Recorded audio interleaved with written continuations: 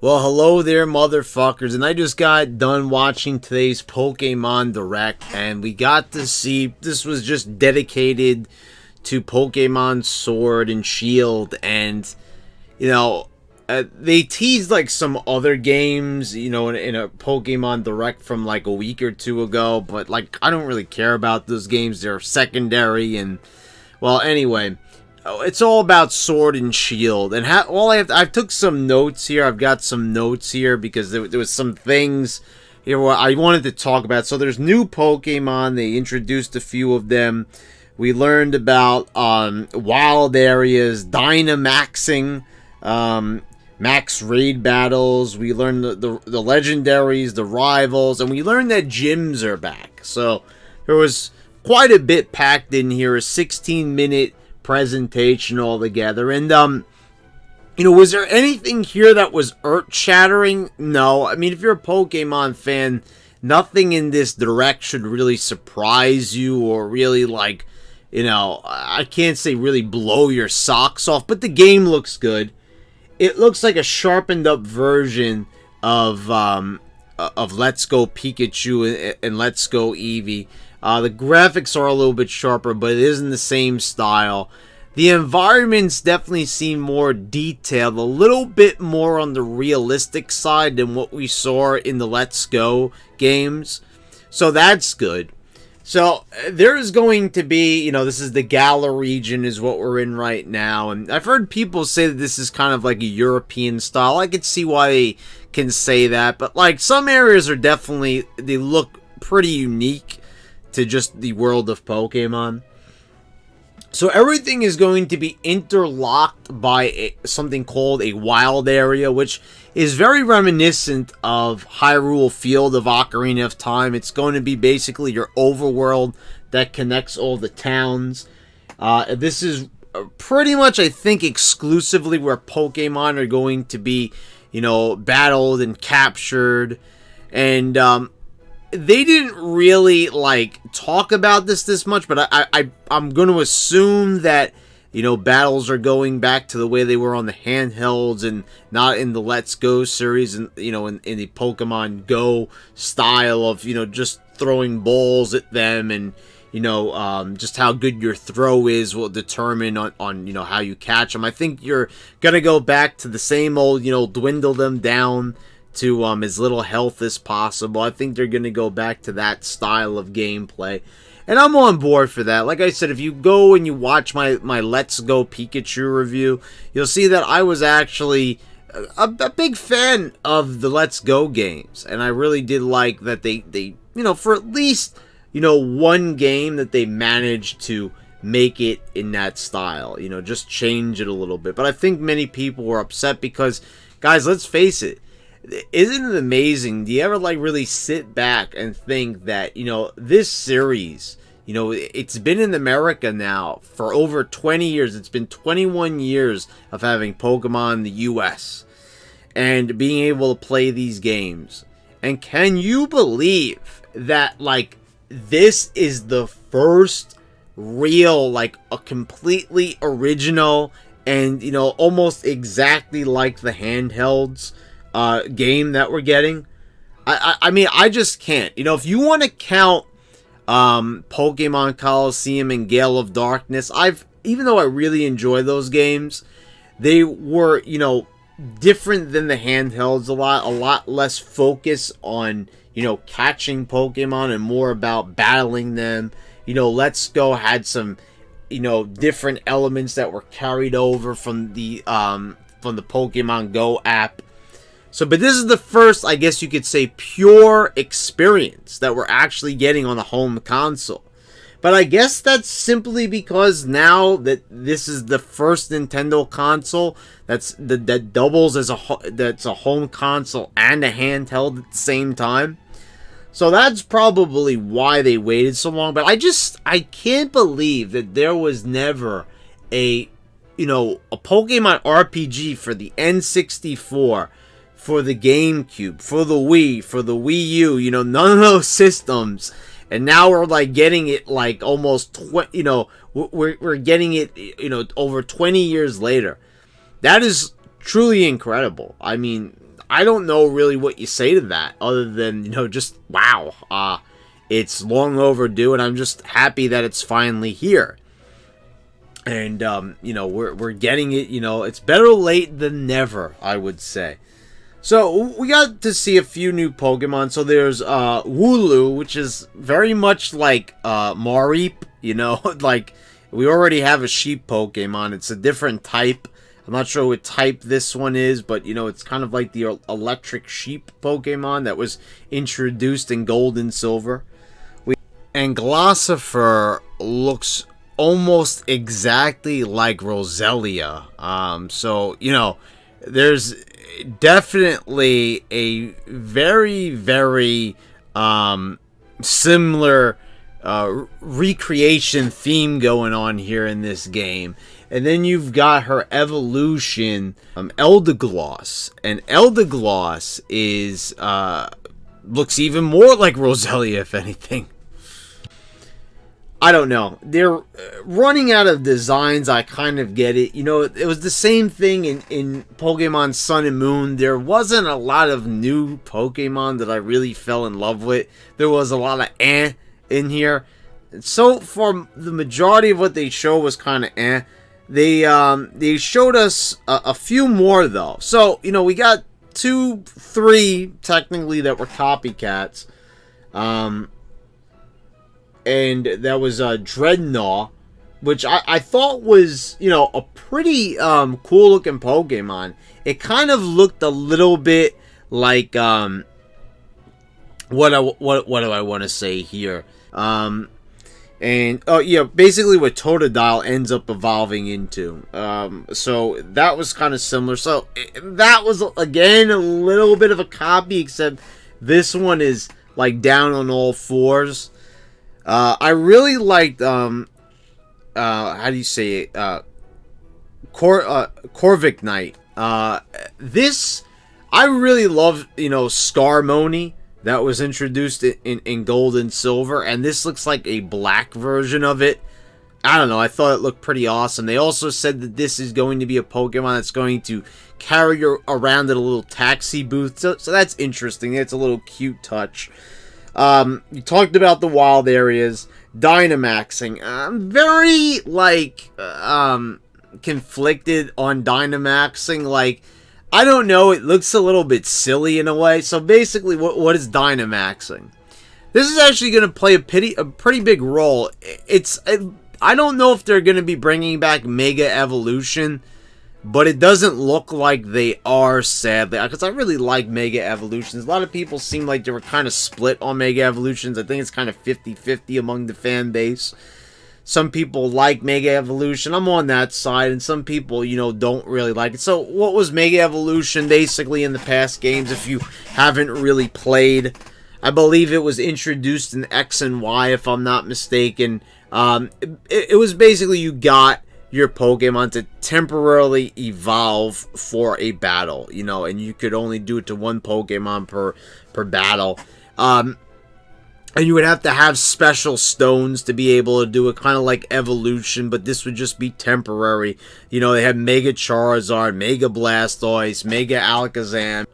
I liked a lot of designs. I thought that they were well done, but the thing is, what I have a problem about Dynamaxing is it's just that all they're doing is just making these Pokemon grow real big. And that's basically it. I mean, lack of a better term, is there any other way of saying it? It's kind of like in New Super Mario Brothers. What's the new power-up in that one? You know, everyone said years ago, you know, like a decade and a half ago. Oh, Mario grows really big in this one. Oh, you know, wow, that one's really creative. You know, after the Tanuki suit and the Cape Feather and Frog Mario and Hammer Brother Mario, now he's just growing big. So it's a little bit lazy, I have to say. You know, guys, what do we do? What's the new thing? Not everyone's crazy about Mega Evolution. Has some people not like Mega Charizard? Let's just make them big. I don't know, like, why? So, anyway, so the Pokemon are going to grow really big, and their attacks are going to be really powerful, you know, and you're going to want to evolve your Pokemon the same way. But it seems to me like it's going to be like the same thing. Mega Evolution, sometimes they're going to be able to Mega Evolve, and you can't because you might not have a stone, you might have not found it, so you're going to be at a giant disadvantage unless, you're just given, the ability to do it. But I noticed that, like, they were just showing it in gyms, so is it just like a gym thing? Because gyms are back, and that's all I could say. After, like, the tests that they had in Sun and Moon, where you actually, had, before you could face an area leader, you had to go through some tests. You had to face off against Guardian Pokemon, Totem Pokemon is what they technically were called. And you would have to go through all these different island challenges. And, it was a nice change of pace, to have a game historically be like the only main series Pokemon game that, didn't have gyms in it. But at the end of the day, I was like, I hope in the next game they bring gyms back, because it's just tradition and I like gyms. And, that's the thing I think people need to understand, and Nintendo needs to understand. People, Pokemon fans might complain, oh, we want innovation, we want different things, but we really don't. We don't. Because the thing is, it's like, as long as you just give us little changes, as much as I'm bitching about Dynamaxing, I'm sure I'm not going to mind it too much when I play it. Is it a little silly? Is it a little hokey? Yes, but, it's something different. They wanted to give us something a little different, so I understand the perspective. And I like how they're doing gyms here. They're kind of getting the idea from Let's Go. And this is where I said I liked Let's Go and it didn't get enough credit as a game. Because the gyms were totally redone. They became these huge, massive arenas, that we had not seen yet. We hadn't seen anything on a grand scale because we hadn't really had a mainline, home console version of a Pokemon game. We finally got to see it, and it looked great in all its glory. And now we're getting these big football stadium style gyms, and they look awesome. They're gonna have a fully modeled out crowd, like they're gonna show you the crowd reactions, and they're big because they're made to accommodate Dynamaxing battles. And the thing is, what's good, I will say this about Dynamaxing.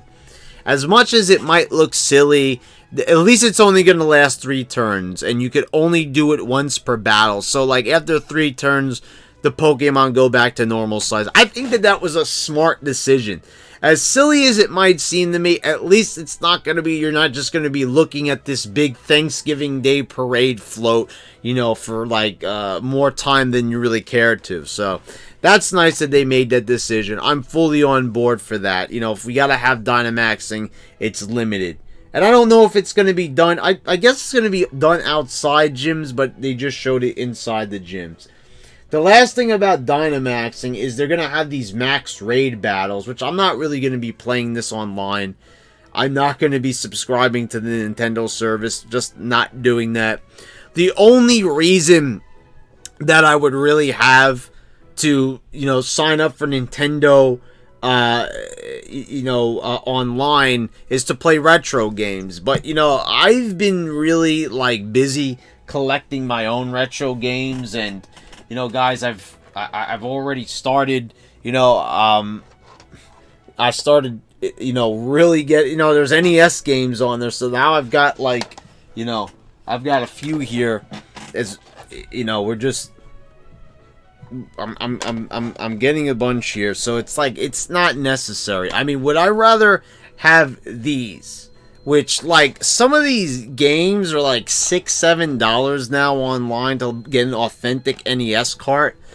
Am I going to do that, or am I going to simply, just spend $20 a month on something that, they're not even my games? I'm a big, fan of owning things. As I told you, I'm not a big fan.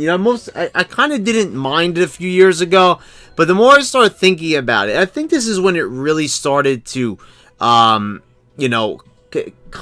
into my mind as a thought, was when they took away the Turtles in Time reshelled, and they took away the Simpsons game and the X-Men game, you know, off the Xbox arcade. I was like, oh shit, like online games, you know, they lose the license, they could be gone in an instant. This right here, this is a time capsule. As long as these cartridges exist, the game exists. So therefore, you know, and you know, granted, I can still play those games because I have them downloaded. So I don't have to worry about like losing like the Simpsons arcade game. It's always on my 360, you know, and so that's good. But I'm just saying, you know, it's like if I ever happened to like delete those games or something happened to them, you know, they would just no longer exist because they exist in the digital world when something like this exists in the physical form. So that's why I'm never going to get the Nintendo Online service. But these max raid battles, so this is actually where I like dynamaxing. I don't like it in the sense of a battle. I don't know. I just think it's a wasted mechanic. But I will say this. I do like it in the context of these raid battles. This was very World of Warcraft-ish. And I've never done like I actually did do like a raid. Sometimes you do raids whether you like them or not in World of Warcraft because they're always online.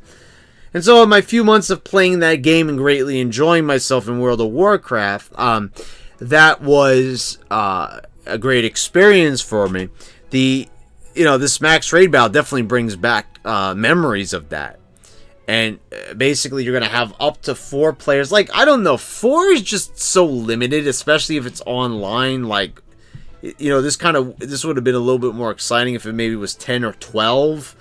I don't know, 4, but still, it's kind of cool. And I like that you're, like, opposing a giant Pokemon. That looks kind of cool. You know, the scope of you being so tiny and everything, as opposed to it being so gigantic. So I like that idea of when it comes to dynamaxing. Aside from that, you've got a rival in this game, and his name is Hop. Again, did they get like lazy here? Like, okay, and the champion's name is Leon. All right, that's all right. You know, the guy wears a cape. He's kind of got the Lance vibes going on. And at the end of the trailer, we saw Zacian and Zamazenta, which I like that name actually. That kind of like has a little bit of a Japanese flair to it.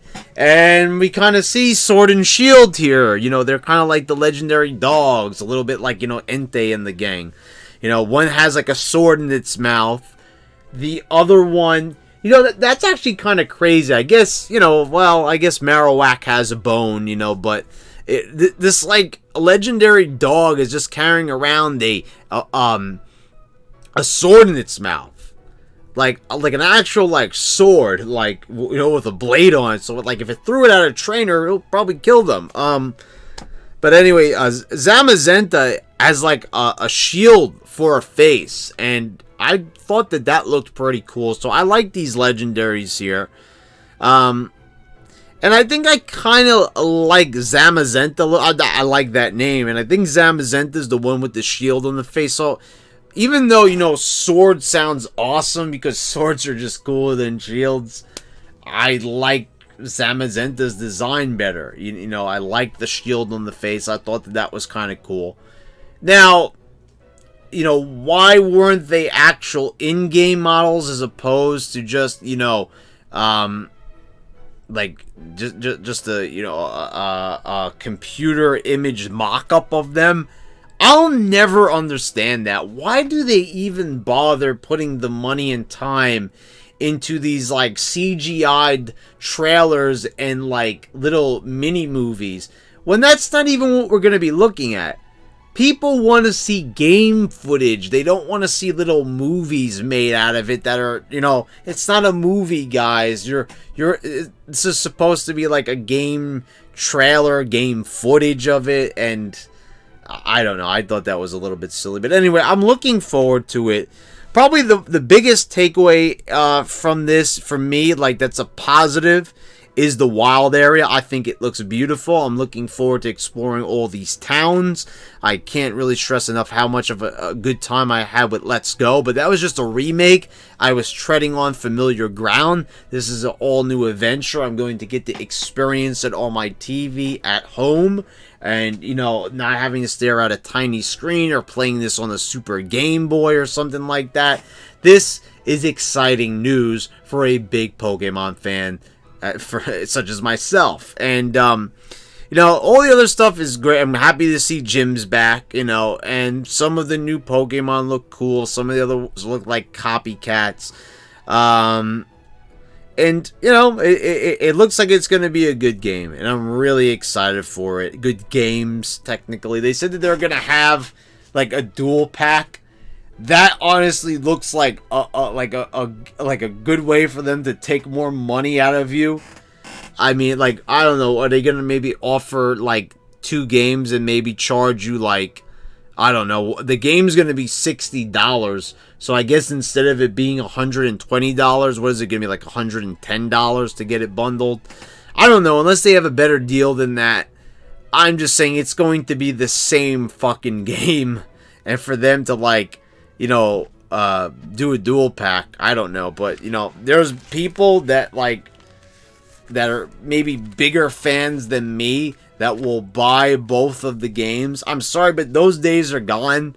You know, Brad buying 2 versions of a Pokemon game. I mean, that died back during, you know, Red, Blue, you know, when I bought Red, Blue, and Yellow. So we're not doing that anymore. We're not going that route.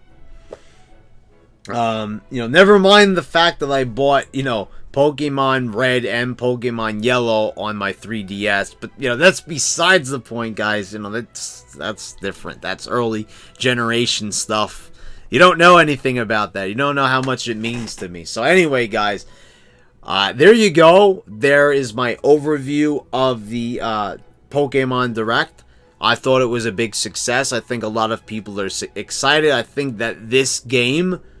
Oh, guys, forget about it. You want to talk about your PS4s. You want to talk about Xbox Ones. I hear people complaining about, you know, I was cracking up when people were complaining about the Super Mario Maker 2 Direct.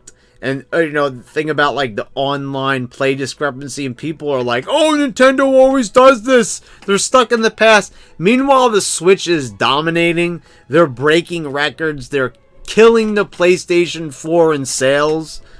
And I'm like, you guys are here knocking Nintendo, and they're setting, you know, world records.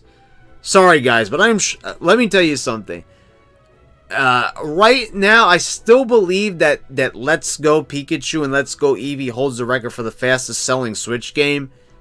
I'm going to tell you this right now. I believe that Sword and Shield is probably going to have double the sales. I think it's probably going to be one of the best selling video games of all time. I'm saying that right now to end the video, okay?